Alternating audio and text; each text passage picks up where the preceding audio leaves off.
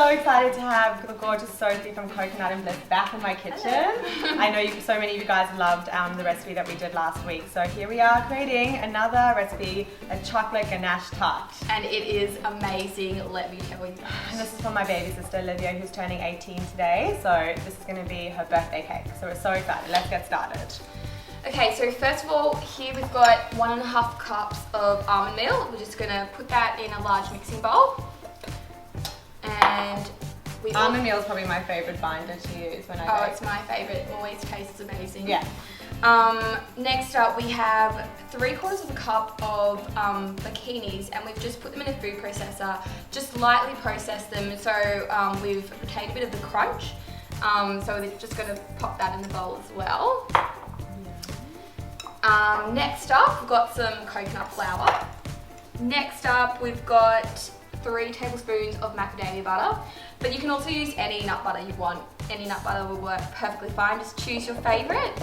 And then as our sweetener today, we've chosen pure organic maple syrup, but if you'd rather use another sweetener, that's coconut sugar, rice malt, coconut raw honey. nectar, yep, raw honey, whatever you like the taste of. Then finally, we've just got some melted coconut oil, just 3 tablespoons. Pour that in, and we're going to give it a bit of a mix. Now we may need some coconut milk just to, if it's a little dry. So we've got about 2 to 3 tablespoons in there. So we'll probably just add a little bit at a time, just to see. It's looking a little bit dry right now, so. And just to let everyone know that I've preheated the oven already too. How many degrees? 150 degrees. That's why. So Sophie basically takes traditional recipes that she loved growing up with and is replacing them with a healthy ingredient. Okay, so this seems to be coming together quite nicely. Yeah, really good texture. So next we're going to grease a tart tin with some. So we're going to use the coconut oil spray. Yeah, perfect. You could just take some melted coconut oil and do it manually. Okay, so we're just gonna pop this in, and you can just use your fingers to press it down. So how thick should the base be, or should it be pretty thin? It should be pretty thin, like you don't want it to be too thin so you can't get that biscuity texture. Yeah, because that's exactly the greatest word, biscuit. Like this is, if anyone out there loves biscuits, like this is the greatest healthy treat to make, because when I just tasted it, the base just then, it really did taste like a biscuit. But better. We're just going to pop that in the oven. So it should take around 20 minutes. We'll just see how it looks. Okay, so now we are at the stove, and what's the next step? We're doing the chocolate bit. So we're doing the chocolate ganache. So first step with this, I've got about 300 milliliters of coconut milk. I'm just going to pour that into a saucepan, and just going to let it come to the boil. So it's going to wait for it to start boiling. Okay, yum. Okay.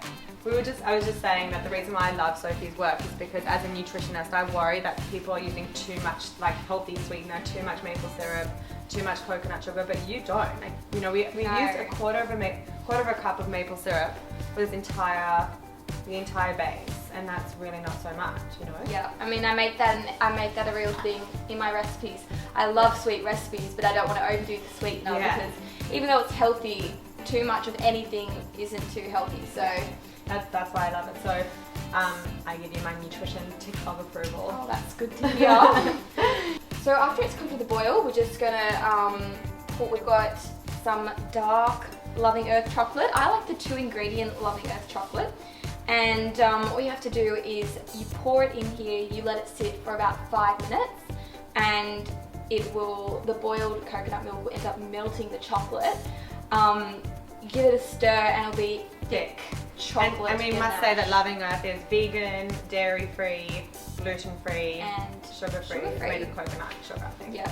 So it's absolutely delicious. So if anyone's having like a chocolate craving, this is the one to have. This is the one. This will fix your chocolate cravings. Little taste test. Oh my gosh. Honestly, Is this real? Is it real? can I just tell you, you do not need the unhealthy version again in your life once you have this. And all we need to do is simply pour this on top of the base. Oh my gosh, and it's the perfect texture. You want it to be like thick and runny so it will pour perfectly. I just wanted to tell everyone that you need to be patient with your taste buds because the healthier you become, the more your taste buds adapt to these sorts of foods, and then you start to really appreciate them, and you start to really, appreciate the sweetness of foods in their natural form. Oh my gosh. Does this go in the fridge or freezer? This goes in the fridge. Okay. So, and then for how long? It doesn't need that long, probably about an hour just to be safe. Okay. And then, yeah, it should be set by then.